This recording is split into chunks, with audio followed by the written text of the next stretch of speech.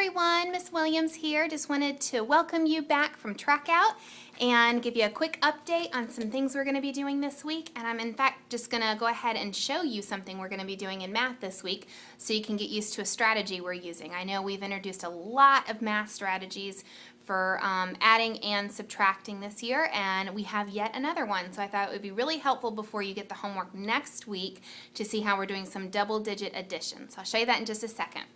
Our treasure book this week was a nonfiction treasure book called Under One Rock, and we've done some really neat connection activities with it.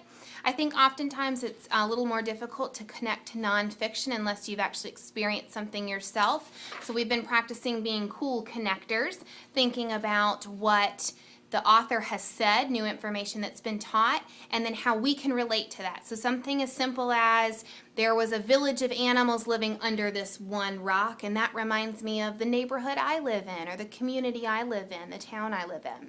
So just really taking those ideas and expanding to make a connection. Also, with the nonfiction work this week, we're working on just retelling facts that we've learned and making sure they're really pertinent facts to the text that we've read and not just things we already know. So we wrote a little news article today. You'll be seeing that coming home at the end of the week, and we pretended we were reporters for the newspaper and we reported what we learned in Under One Rock. So that'll be a lot of fun to see, and like I said, for the remainder of the week we will continue to work with that nonfiction text. In writing this week, we are going to be mimicking an author. The author we are mimicking is a well-known author. It's going to be Laura Numeroff, who wrote If You Give a Mouse a Cookie, If You Give a Pig a Pancake, If You Give a Moose a Muffin.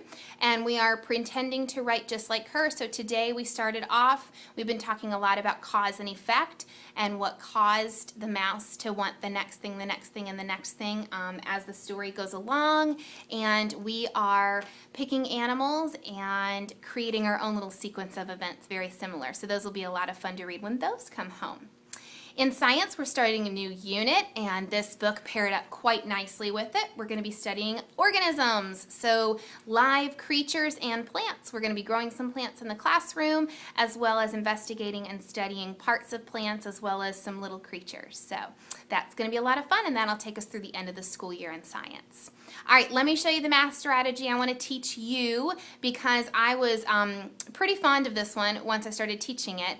It seems a little daunting in the beginning, but the kids are really picking it up. So here we go. So what you do is you have a double-digit equation. So I'm just going to make one up. I'm going to take 26 plus 15. Okay, so 26 plus 15 is our double-digit equation.